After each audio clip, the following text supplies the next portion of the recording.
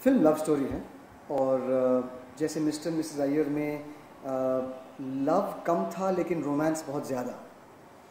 प्यार के side effects में लव ज़्यादा था, लेकिन इसमें वो कपल का एक लव स्टोरी नहीं है। दो अजनबी हैं और एक दिन साथ में बिताते हैं और एक दिन के बाद बुनियादी तौर से कैसे उनका जो फ़लसफ़ा है वो चेंज होता है। कुछ लव जैसा का मतलब यही है कि क्या हम एक दिन में उसे लव कह सकते हैं? क्या 10 साल बाद अगर तुम्हारे पति तुम्हारे बर्थडे को फॉरगेट करते हैं उसको लव कह सकते हैं? सो एक दिन में जब इतना सब होता है, you don't know whether to call it love और not to call it love. That's where the title comes from. Role किए हैं, पर इस तरह क्रिमिनल एक्ट आपका ये पहला होगा? वेल, इसमें तो हम कभी राघव को ये नहीं देखते कि वो क्राइम कर रहा है, लेकिन हाँ, मानसिक और जज्बाती स्टैंडर्ड से वो डेफिनेटली क्रिमिनल है। वो समझता है कि दुनिया में सब कुछ बिकाऊ है, न्यूज़ चैनल्स बिकाऊ हैं, खेल कूद में जो निर्णय आता है वो भी बिकाऊ है, नेताएं बिकाऊ हैं, कंपनीज बिकाऊ हैं। तो वो उसका जो फ़लसफ़ा है वो ये है कि मैं खुलेआम ऐसा करता हूँ, मैं क्रिमिनल हूँ ही, लेकिन बहुत से लोग पर्दे के पीछे क्या करते हैं, ये डबल हिपोक्रेसी है। I like that very much about him. उसके चरित्र में ये बहुत अच्छा लगा। साथ में उसे बहुत एक ज़ोर का सदमा होता है, मिलता है। उस एक दिन की कहानी है, तो सुबह सुबह एक सदमा उसके ज़िंदगी में उसे लगता है, जिसका जो दर्द है वो सह कर दिन बिताता है।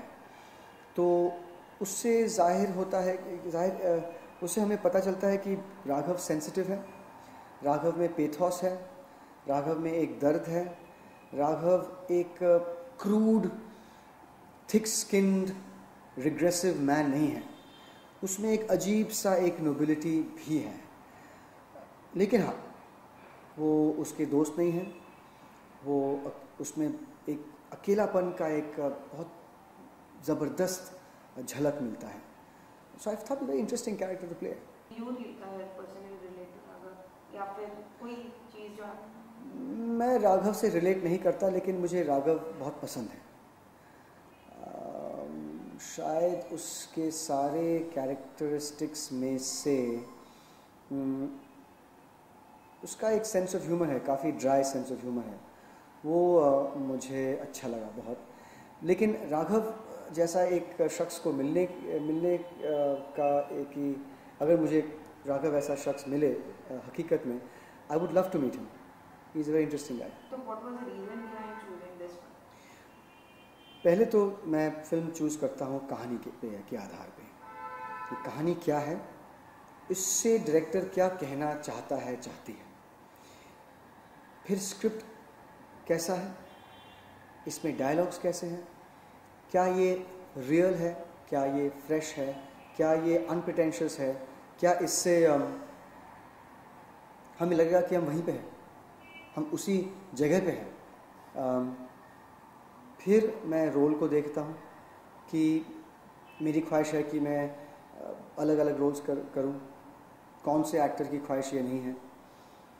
पिछले साल मैंने जापानीज़ वाइफ की, फिर आई एम, और अब ये कुछ लव जैसा।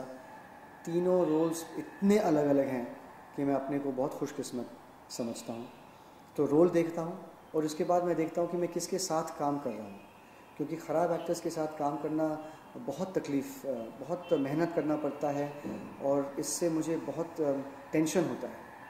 लेकिन अच्छे एक्टर्स के साथ काम करना तो मज़ा और कुछ और ही है, क्योंकि आप सिर्फ अपने आप एक्टिंग नहीं कर रहे हो, आप दूसरों के साथ एक्टिंग कर रहे हो, बहुत अच्छा लगता है। तो शेफाली इज़ फैंटास्टिक एक्ट्रेस। तो आप अपनी सक्सेस को किस तरह से लेते हैं? मैं सिर्फ ये चाहता हूँ कि लोग मुझे ख़राब ना कहें, लोग ये नहीं कहें ये ख़राब एक्टर है, कि इसमें ईमानदारी नहीं है, इसमें टैलेंट नहीं है, बस कि ये मेहनत ही नहीं है। मैं सिर्फ ये चाहता हूँ कि लोगों को कुछ मैजिक लगे वहाँ पे। मैं उसी को सक्सेस कहता हूँ, ना ही फाइनेंशियल सक्सेस। पैसों वैसों के बारे में मैं आप लोगों को तो पता है कि मेरी रुचि उसमें नहीं है। ना ही कोई ज़बरदस्त फेम कि कल को मैं सड़क पे जाऊँ और सब लोग मेरे कपड़े फाड़ ले, और ना ही कुछ पावर कि मैं पावरफुल हूँ और कल को मैं नेता बनने वाला हूँ और पॉलिटिकल पार्टी राजनीति में एक पार्टी फ्लोट करना चाहता हूँ। I don't have those things. I just want to give a fantastic experience as an actor. यही मैं करता हूँ, यही मैं करता जाऊँगा। Just act as well and as real and as naturally as possible.